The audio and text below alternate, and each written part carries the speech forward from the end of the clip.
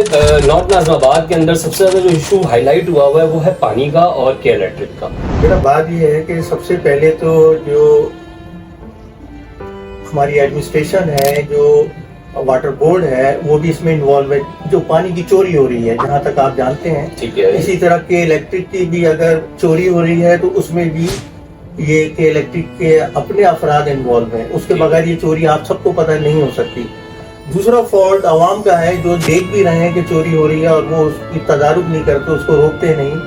اور اس کے علاوہ انلیگل کنیکشنز ہیں. ٹھیک ہے، سب سے پہلے ہم پانی پر آ جاتے ہیں. جیسے کہ آپ نے فرمایا کہ اس میں واٹر بورڈ کے لوگ انوالو ہیں اور ادارہ خود انوالو ہے. تو مجھے یہ بتائیے کہ پانی کہاں سے چوری ہو رہا ہے اور کہاں سپلائی ہو رہا ہے، کہاں جا رہا ہے؟ کیونکہ سب سے پہلے تو اس کی ڈسٹریبیوشن ہی صحیح نہیں ہے پانی کی. اس کو جگہ جگہ انہوں نے خفیہ ہائیڈرنٹس بنائے ہوئے ہیں جہاں یہ چوری کرتے ہیں. ٹھیک ہے. اور